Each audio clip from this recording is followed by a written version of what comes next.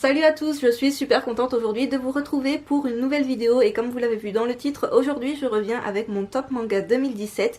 Il y a environ 3 semaines, je vous avais demandé sur les réseaux sociaux si malgré le fait que l'année 2018 est déjà bien entamée, vous souhaitiez ou non que je vous tourne mon top manga 2017.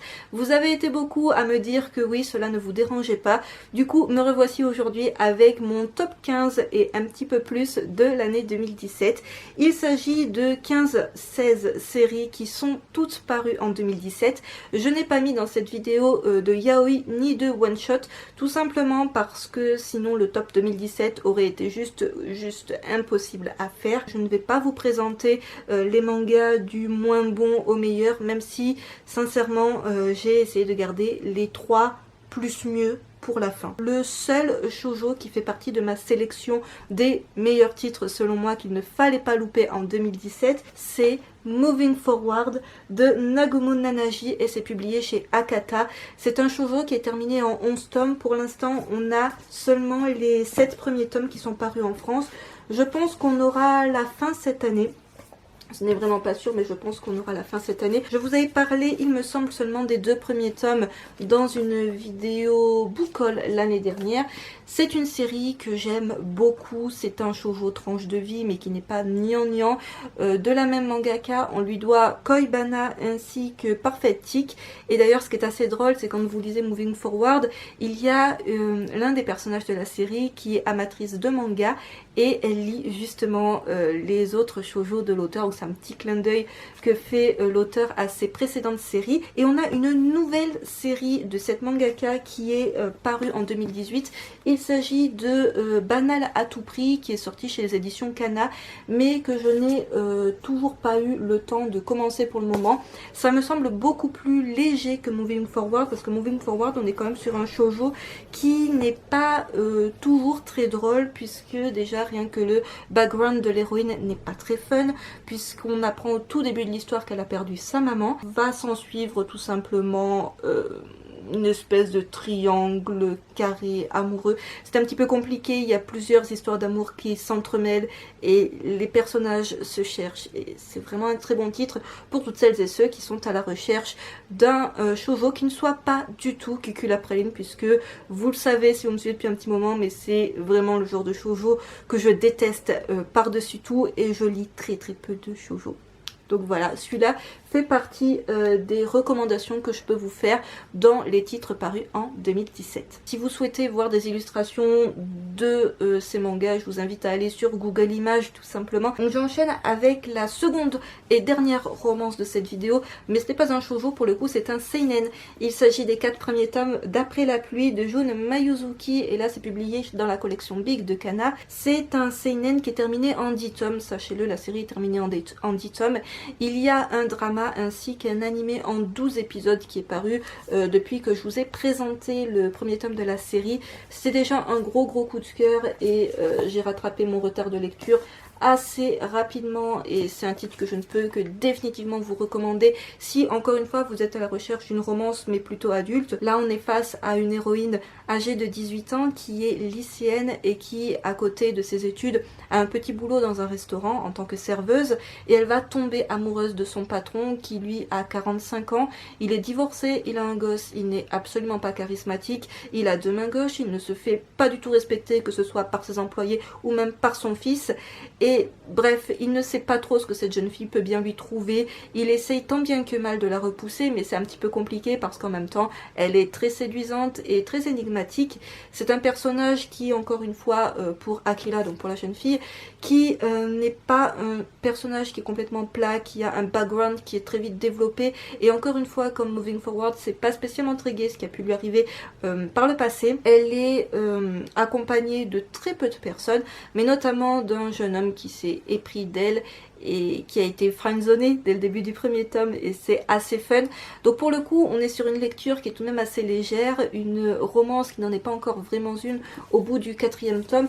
Je ne pense pas sincèrement que les deux vont terminer ensemble parce que c'est vraiment assez atypique, mais la relation est très touchante et si vous voulez passer un très bon moment de lecture, c'est un titre que je vous recommande chaudement. Je passe à présent à 2 titres des éditions Kazé qui ont été mes gros coups de cœur de l'année 2017. Cette année il va y avoir notamment The Promised Neverland qui s'annonce comme étant le gros phénomène manga de ce mois d'avril justement, puisqu'il va sortir à la fin du mois. Je vais bien évidemment l'acheter et vous le présenter. Après voilà, il y a un petit côté qui me plaît pas trop, comme l'un des autres titres parus chez Kazé l'année dernière, mais je m'expliquerai à ce sujet dans la vidéo sur The Promised Neverland. Les deux titres que j'ai sélectionnés pour mon top manga 2017 et qui sont parus chez Kazé, c'est tout d'abord la série Le Chant des Souliers Rouges de Mizu Sahara. Donc là on est sur du seinen tranche de vie qui est bouclé en 6 tomes. Le 6e tome sortira, si je ne dis pas de bêtises, au mois de juillet, donc pour la Japan Expo. Mizu Sahara, on lui doit un Bus Pass et My Girl. On est sur un titre avec lequel je ne suis pas à jour côté lecture, puisque je me suis arrêtée au tome 2. Je ne vous avais présenté que le premier tome l'année dernière, et c'est un titre que j'aime beaucoup parce qu'il est très émouvant. On est sur des personnages qui sont en quête d'identité, et ça va passer par une passion pour le basket et une passion pour le flamenco, et on a justement un échange de passion, un échange presque de destin au tout début de la série, et c'est plutôt pas mal. Après c'est pas la lecture avec laquelle vous allez non plus vous prendre des barres de rire. Côté dessin, je suis pas hyper fan du travail de l'auteur, c'est un petit peu ce qui m'avait freiné au début. Après, l'histoire est super intéressante. Je peux juste vous dire que c'est toujours dans la continuité de la série. Je suis pas du tout à jour côté lecture, mais je vais rattraper ça très vite. Et la seconde série que je retiens des éditions Kiyun pour 2017, c'est bien évidemment Fire Punch de Tatsuki Fujimoto. Alors lui, je lui ai consacré toute une vidéo, du moins pour son premier tome, et je vous avais donné un avis un petit peu mitigé, c'est-à-dire que tout de même je comprenais toute la hype qu'il y avait autour de ce titre, parce que vraiment il l'a mérité. Il abordait des thèmes pas anodin, voilà, des thèmes qu'on n'a pas spécialement l'habitude de voir dans des mangas phénomènes. Je pense notamment au viol, à l'inceste, au cannibalisme, à la torture, ce genre de choses vraiment pas très tout public. Le premier tome, c'était pas un coup de cœur. Après, j'étais quand même happée par ma lecture et je l'ai pas lâché, ce premier tome. Je l'avais même lu 2 fois et je l'ai relu pour m'enchaîner avec les 4 autres tomes. C'est une série qui est bouclée en 8 tomes, au cas où vous n'êtes pas au courant. Donc on aura sûrement la fin ou cette année ou début 2019. Une fois passé le cap du premier tome, qui peut être très dérangeant, très malsain et vraiment pas tout public, on se rend compte que l'auteur développe énormément de choses autour du personnage de, dont j'ai oublié le nom, Annie.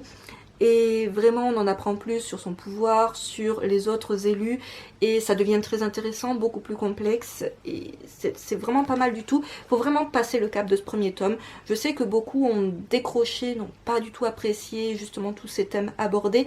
Ça devient beaucoup plus soft par la suite, c'est toujours tout de même violent, je vais pas dire non plus ça passe dans le tout public, mais ça devient beaucoup plus intéressant en fait par la suite. Ça vaut le coup d'œil en tout cas. Je vous recommande vivement de vous pencher sur ce titre si ce n'est pas déjà fait. Je change complètement de registre et je vais à présent vous parler d'un petit thriller policier terminé en 3 tomes. Il s'agit de Museum, Killing in the Rain de Ryusuke Tomoe, publié chez Pika dans leur collection Seinen.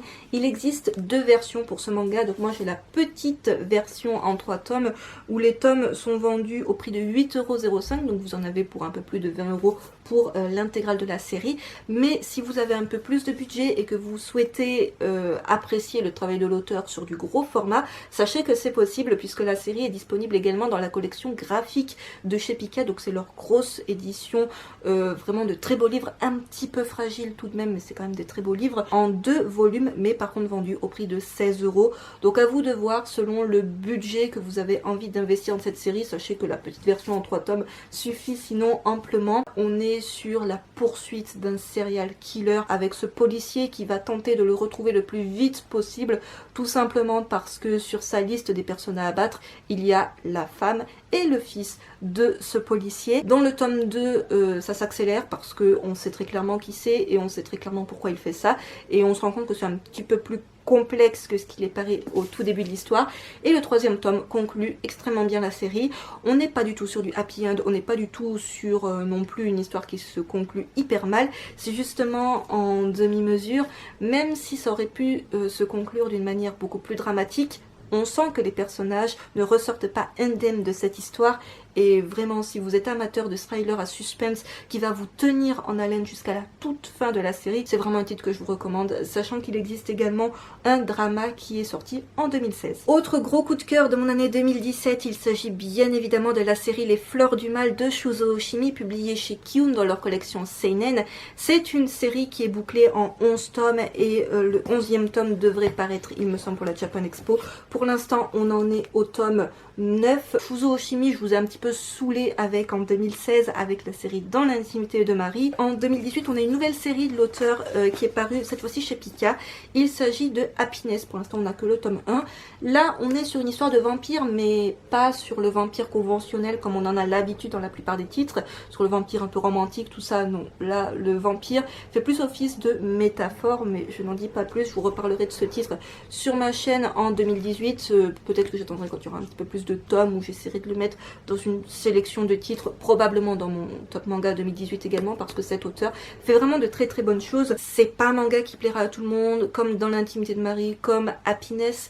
Ça fait partie des auteurs, comme notamment Inyo Asano, qui ne plaisent pas à tout le monde parce qu'ils abordent des thèmes qui ne sont pas spécialement très simples et très évidents à comprendre. C'est des auteurs qui font passer beaucoup de choses par le dessin et finalement peu de choses par le texte. Et là encore, ça peut déranger certaines personnes d'avoir des mangas où il y a peu de choses à lire sur beaucoup de planches. Mais voilà, ça fait partie de mes gros coups de cœur de mangaka et une très très bonne série que je ne peux que vous recommander, sachant que c'est beaucoup plus abordable au niveau des thèmes, de l'histoire, etc. que Happiness par exemple. Après, vous pouvez commencer par n'importe quelle série de l'auteur, mais je vous recommande plus celle-ci. Je vais à présent vous parler d'un mangaka dont j'apprécie tout particulièrement le travail, mais qui est définitivement boudé du public français. Il s'agit de Kazuhiro Fujita. On a eu la sortie de Ghost and Lady, une petite série bouclée en 2 tomes qui fait un petit peu suite, qui est du moins dans la même collection et le même format que Springald. Le point de départ est toujours le même, c'est le Black Museum, qui est un musée qui se trouve au centre de Scotland Yard, et qui en fait renferme des pièces à conviction de scènes de crime. On a un personnage qui va se rendre dans le Black Museum, qui va rencontrer la conservatrice du musée et qui va lui demander à voir une pièce en particulier. Dans Ghost and Lady, c'est 2 balles qui s'entrechoquent, qui forment une petite sculpture. La conservatrice ne se rappelle pas trop de l'origine de cette sculpture, et en fait il y a le fantôme de l'homme en gris, je crois qu'il s'appelle, l'homme en gris ou Grey, qui va faire son apparition et qui va dire moi je vais vous la raconter l'histoire parce que c'est mon histoire.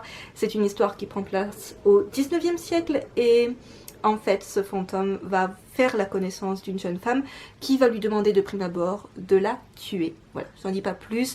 C'est assez fun, on est dans un univers qui est fantastique avec des fantômes. C'est une très très belle édition.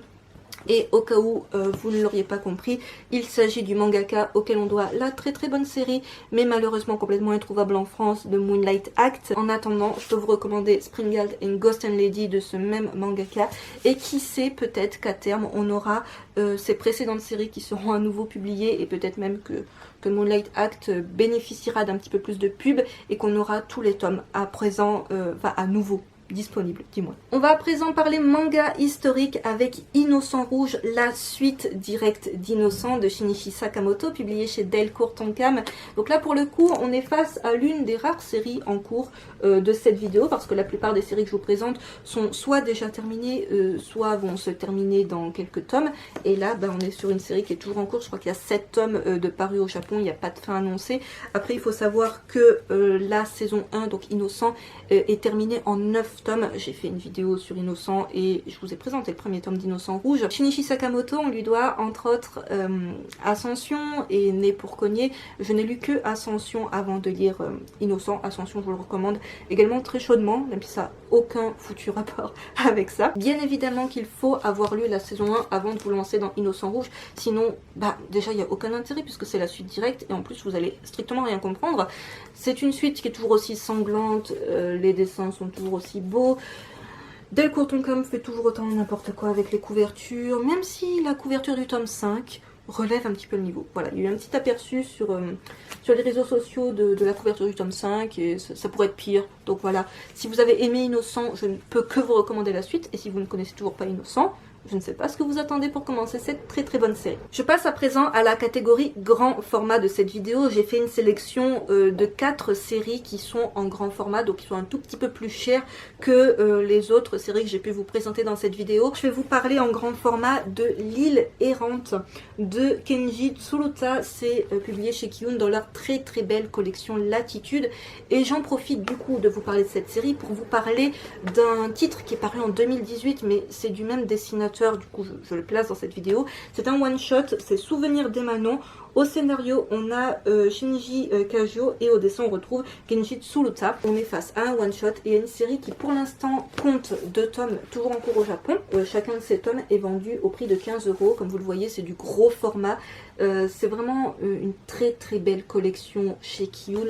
On est un petit peu sur des ouvrages qui ressemblent à ce que Kiyun avait déjà fait sur Underwater, dont je vous ai parlé en 2016 je crois sur ma chaîne et qui était un très très bon titre. On va suivre l'héroïne que vous voyez sur la couverture qui vit dans un petit village avec son grand-père, et en fait au tout début de l'histoire son grand-père décède et il lui laisse un colis qu'il n'a pas livré. Alors sachant qu'elle, son petit job c'est de livrer des colis grâce à son hydravion, donc elle livre sur des îles ou des petits villages alentours et elle va se donner la mission de livrer ce colis à une femme qu'elle ne connaît absolument pas. Il y a l'adresse qui est indiquée sur le colis et cette femme habiterait sur une île qui a un nom complètement imprononçable mais qui est plus connue sous le nom d'île errante, du fait qu'il s'agisse d'une île qui a la capacité de se déplacer sur l'océan Pacifique qui suit un certain courant tout simplement. Il y a une feuille qui vient de me stresser alors qu'elle est dehors, tout va bien, et elle va du coup se lancer à la conquête de cette île pour retrouver cette femme et pour lui livrer ce colis. C'est un manga d'aventure où cette jeune fille est très débrouillarde, elle arrive à piloter un avion, elle n'est accompagnée que de son chat. C'est pas une jeune fille qui est orpheline, hein. Pour autant, elle a des parents, mais sauf que elle n'a pas envie de vivre avec eux, elle n'a pas envie de vivre dans cette ville avec eux, elle est très bien dans son petit village. Elle va essayer de percer le mystère de l'île errante. Autant vous dire que c'est un récit d'aventure très intéressant, passionnant, qui donne envie de voyager, et c'est un récit plutôt estival pour le coup, mais c'est vraiment très très plaisant. Et concernant Souvenirs d'Emanon, on est sur un registre plutôt de la science-fiction, ça n'a rien à voir. Le personnage d'Emanon est une jeune fille qui se rappelle de toute la mémoire de la Terre. Elle a des souvenirs qui remontent à la création de la Terre. Elle va faire le récit plus ou moins de son histoire à un jeune homme qu'elle va croiser sur un bateau lors d'une traversée. Autant vous dire, c'est un récit qui est assez court, où on va essayer de comprendre si ce personnage est réel. Est-ce que son histoire est montée de toutes pièces ou est-ce qu'elle existe vraiment? C'est très intéressant dans les 2 cas, 2 registres différents, un travail au niveau du dessin qui est juste complètement dingue et une édition qui vaut clairement le détour. J'ai sélectionné 2 très très bons titres de chez Le Lézard Noir que je ne peux que vous recommander de lire si ce n'est pas déjà fait. Tout d'abord, Tokyo Alien Bros de Keigo Shinzo. Alors celui-ci, je vous ai déjà présenté le premier tome sur ma chaîne l'année dernière. Et j'ai acheté la suite un peu plus récemment. On est sur un manga de science-fiction qui est bouclé, donc en 3 tomes. Les tomes sont pour le coup vendus au prix de 13 €. Keigo Shinzo, on lui doit 2 autres one-shots qui vont paraître cette année chez Le Lézard Noir. Il s'agit de Holiday Junction et l'auto-école Moriyamachu, mais pour l'instant on n'a pas de date fixée pour ces 2 sorties. Mais j'en serai quoi qu'il en soit. Tokyo Alien Bros, c'est l'histoire de ces 2 frères aliens qui se retrouvent sur Terre pour juger si oui ou non la race alien peut vivre sur Terre. On est face à un manga science-fiction comédie puisque c'est complètement loufoque, c'est un petit peu à l'image de la série Les Vacances de Jésus et Bouddha, des personnages qui n'ont rien à faire sur Terre et qui ont beaucoup de mal à s'adapter aux êtres humains.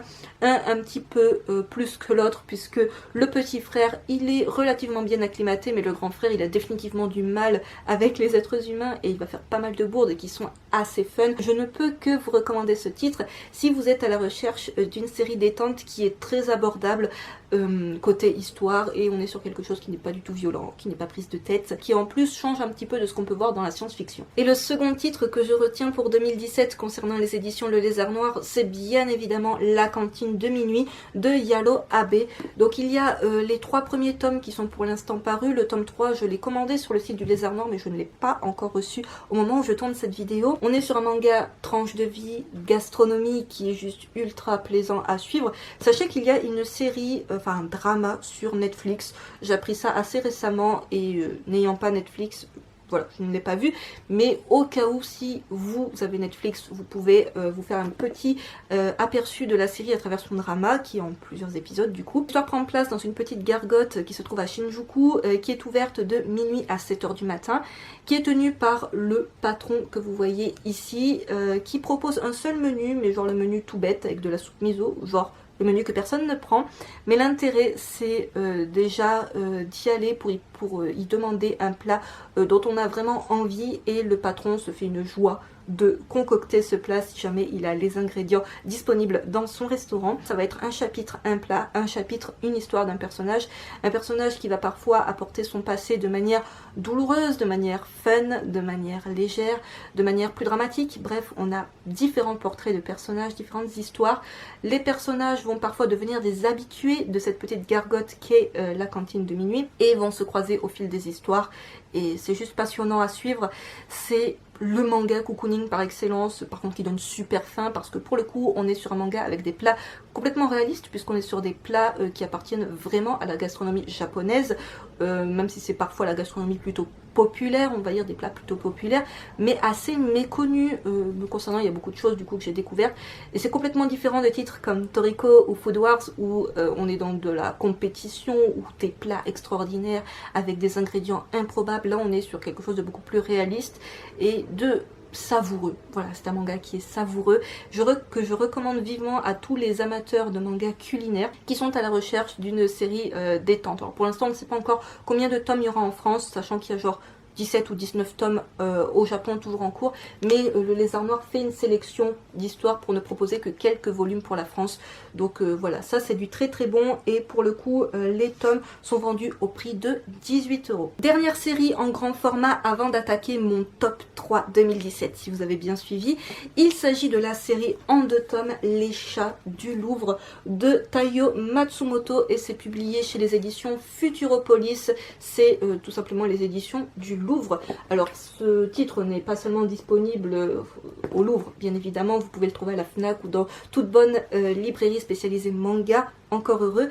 Par contre sachez que c'est des bouquins vendus au prix de 26 € pièce. Donc là je comprends de suite que ça va en refroidir plus d'un d'entre vous, mais c'est des très très beaux objets livres en dur, hein, voilà, on est sur des très très très beaux livres. Taiyo Matsumoto, on lui doit pas mal de titres, notamment Sunny, que j'ai en ma possession, et Amer Béton, pour n'en citer que 2. Ces 2 histoires qui s'entrecroisent dans le sens où on a d'un côté ces chats qui vivent cachés dans le Louvre, et qui, une fois la nuit tombée, prennent une apparence un petit peu humanoïde, dans le sens où ils arrivent à se tenir sur leurs pattes arrière, ils parlent, et en gros, voilà, ils agissent plus comme des humains que comme des chats. En parallèle, on a l'histoire des personnes qui travaillent au Louvre, donc notamment le veilleur de nuit, une guide, enfin 2 guides, des restaurateurs de tableaux, etc. Un des veilleurs de nuit, donc un monsieur qui est assez âgé, a perdu sa petite sœur dans le Louvre quand ils étaient enfants. En gros, elle a disparu d'un coup, et il sait qu'elle est toujours dans le Louvre, et elle est... comment ils appellent ça? Je crois qu'ils appellent ça les passe-tableaux, quelque chose comme ça. Ce sont des êtres qui ont la capacité de, comme leur nom l'indique, de traverser les tableaux, et autant vous le dire, le Louvre est un très grand terrain de jeu pour cela. Et il est persuadé que sa sœur est quelque part dans un tableau. C'est là que l'histoire de cet homme et de ces gens va croiser l'histoire des chats. C'est que ce petit chat-là, que vous voyez ici, qui est tout mignon, mais qui en fait est beaucoup plus âgé qu'il en a l'air, et lui aussi un passe-tableau. On a des planches qui sont juste magnifiques, parce que l'auteur va vraiment détailler certains tableaux qui sont réellement au Louvre. Il y a même une toute petite dédicace à Taniguchi que j'ai beaucoup aimé dans le second tome, je crois que c'est vers la fin de l'histoire. C'est entre fantastique, imaginaire, et en même temps on est plongé dans le Louvre, souvent le Louvre de nuit. Et si vous êtes amateur d'art, c'est vraiment un titre que je vous recommande absolument, juste pour la beauté des planches, même si l'histoire, voilà, après elle casse pas 3 pattes à un canard, mais elle est quand même pas mal du tout. On arrive à présent à mon top 3 de l'année 2017, vraiment les 3 titres que je ne peux que vous recommander, même si encore une fois je vous recommande tous les titres de cette vidéo et je les ai tous beaucoup aimés, mais là c'est mes 3 petits chouchous on va dire, et c'est là que je triche, parce que pour le troisième, celui que je vais vous présenter à présent, il n'y en a pas un, mais il y en a deux, mais je ne pouvais pas choisir. C'était les deux titres d'un mangaka que j'aime beaucoup, et du coup, bien, je vous présente les deux titres d'un coup. Le mangaka en question, c'est Osamu Furuya. Là, peut-être que ça vous parle, peut-être pas du tout. La première série dont je vais vous parler, c'est Je voudrais être tuée par une lycéenne, qui est un petit seinen bouclé en 2 tomes publié chez Delcourt Tonkam dans leur collection Young. C'est un homme qui va prendre la décision de devenir professeur, plus précisément professeur dans un lycée pour filles, afin de trouver la lycéenne qui pourra réaliser son fantasme, c'est-à-dire l'assassiner. L'assassiner d'une manière un petit peu violente, c'est-à-dire que tant qu'à faire, il aimerait être étranglé bien violemment, mais qu'elle soit pas trop forte non plus, parce qu'il aimerait pouvoir un peu se défendre contre cette fille, même si au final, il faut qu'il succombe de ses mains. Voilà, c'est pour vous dire à quel point le personnage est complètement bizarre. Il va jeter son dévolu sur une fille dont il va très vite cerner plus ou moins la personnalité. Il pense du moins que voilà, cette fille a un alibi. Elle correspond parfaitement à la fille de ses rêves pour l'assassiner. C'est pas le meilleur choix qu'il va faire dans sa vie. Ça va tourner très très vite au vinaigre pour ce personnage. Je vais pas vous dire bien évidemment comment ça se termine, mais c'est pas ce qu'il espérait, et un petit peu à la manière de Museum, même si ça ne se termine pas franchement mal, les personnages n'en sortent pas du tout indemnes, et on sent que ça pourrait encore continuer s'il y avait une suite à la série. Ce qui est très intéressant avec ce titre, c'est que il n'y a pas qu'un seul narrateur. Le prof n'est pas le seul narrateur du manga. À un certain moment donné, ça va être son point de vue à lui, parfois ça va être le point de vue de la jeune fille, de l'ami de la jeune fille, d'un autre personnage. Bref, on a différents points de vue et ça permet vraiment d'avoir différents angles d'approche de cette histoire qui est juste déjantée, assez what the fuck, pas si violente que ça. Après, c'est pas non plus, je vais pas vous dire c'est du tout public, mais c'est un titre très abordable de ce mangaka que je vous recommande si jamais vous êtes passé à côté, bouclé en 2 tomes, en plus ça se lit super vite. Le second titre de ce mangaka paru en 2017, on a été gâtés franchement que les 2 séries soient sorties en 2017, c'est bien évidemment notre Ikari Club, bouclé en 2 tomes chez les éditions Imo. Pour le coup là c'est vendu au prix de 14 € pièce. Ça fait des années, mais vraiment des années, que les éditions Imo ne cessent de le repousser, c'en est désespérant, et là ils ont sorti, je crois que c'était en novembre 2017, les 2 tomes d'un coup. Juste alléluia. C'est le préquel de Lychee Ikari Club, qui est un one-shot, et il faut bien évidemment avoir lu Lychee Ikari Club avant de vous lancer dans notre Ikari Club, parce que ça complète les événements de Lychee Ikari Club. Alors je vous fais un rapide topo sur Lychee au cas où vous ne connaissez pas du tout ce one-shot, vous ne connaissez pas ce one-shot. Donc on est sur une histoire d'étudiants qui vont former le Ikari Club, une espèce de secte, très clairement de psychopathes, parce que c'est tous des psychopathes, qui se regroupent autour d'un leader autoproclamé qui est Zera, qui n'est pas le chef du Ikari Club, mais ça je vous en dis pas plus. Il s'est entouré des bonnes personnes, des personnes qui ont toutes des choses à lui apporter sur différents plans, mais là encore, je vous laisse découvrir de quoi il s'agit, et à eux tous, c'est pas très français, vous voyez où je veux en venir, ils vont construire Lychee, qui est un robot qui va leur permettre de conquérir plus ou moins le monde, mais dans un premier temps de kidnapper des filles, et voilà. Donc on comprend très vite que au moment où ils vont décider de donner plus ou moins une conscience à Lychee, des sentiments humains, c'est là que ça part en cacahuète et que ça se passe pas vraiment comme Zera l'aurait souhaité. C'est les événements avant tout le drame qui se passe dans Lychee Ikari Club, et ça permet d'expliquer à quel moment certains personnages ont pété une durite. Voilà, tout simplement, et à comprendre certains points un petit peu sombres de l'histoire de Lychee Ikari Club que finalement l'auteur n'avait pas développé. Il faut savoir que Lychee Ikari Club, c'est l'adaptation d'une pièce de théâtre à la base. Ça permet de voir d'autres points de vue, de revoir la même situation qu'on a vue dans Lychee Ikari Club, mais vue d'un autre angle, d'un autre personnage, et de mieux comprendre finalement comment ça a pu tourner au drame. Parce que Lychee Ikari Club, ça se termine quand même pas hyper bien pour tout le monde, globalement très mal pour tout le monde d'ailleurs. C'est assez gore, c'est très malsain, on a du viol, de la torture, des scènes très dérangeantes, et je vais pas le conseiller aux plus jeunes d'entre vous. Vraiment c'est un titre que je vais conseiller à partir de 16 ans pour le coup. Si vous avez aimé Lychee Ikari Club, je ne peux que vous recommander notre Ikari Club. Ne commencez pas encore une fois ce titre sans avoir lu celui-ci, sachant que celui-ci est encore tout à fait commercialisé et trouvable dans le commerce. Voilà, vous n'avez pas à trop galérer pour le trouver. Avant-dernier titre de ce top, il s'agit de To Your Eternity de Yoshitoki Oima, publié chez Pika, de la même mangaka à laquelle on doit la série A Silent Voice, qui était parue en 2016 chez Kiyun. Et To Your Eternity, c'est un de mes plus gros coups de cœur de 2017, sincèrement. Déjà le premier tome, donc là c'est l'édition limitée pour les 48 heures de la BD qui avait lieu hier et avant-hier, et ça c'est l'édition normale du premier tome. Si vous avez trouvé le premier tome bizarre, ne vous arrêtez pas, comme Fire Punch, ne vous arrêtez pas au premier tome, parce que par la suite, pour le coup, ça prend une dimension tout autre. Et sincèrement, quand je vois les avis de certaines personnes, voilà, sur les réseaux sociaux, je me rends compte qu'on a tous le même sentiment, c'est que chaque tome est meilleur que le précédent. Ça va toujours plus loin, on en apprend toujours un peu plus sur le personnage de Im, sur quel est son but finalement, pourquoi il a été envoyé sur Terre. Tous les personnages qui vont croiser sa route et qu'il va vouloir aider, il va tous finir par les perdre un à un. Heureusement pas tous, mais quand même une grande majorité. C'est parfois très dur, très triste, très violent, mais sincèrement, si vous étiez un petit peu sceptique suite à la lecture du premier tome, lisez au moins le tome 2 et vous verrez tout l'étendue de l'univers qu'essaye de développer petit à petit l'auteur. Pour l'instant, la série est toujours en cours au Japon, un de mes plus gros coups de cœur de l'année 2017. Et je conclue cette vidéo avec une dernière série qui fait là encore partie de mes plus gros coups de cœur de l'année 2017. Je pense que vous voyez de quel titre il s'agit. C'est bien évidemment L'Enfant et le Maudit de Nagabe, publié chez Komiku. Alors ce titre-là a été élu meilleur shonen de l'année 2017 sur le site Manga News. On a pas mal parlé du titre encore récemment, tout simplement parce que l'auteur s'est rendu au Salon du Livre de Paris.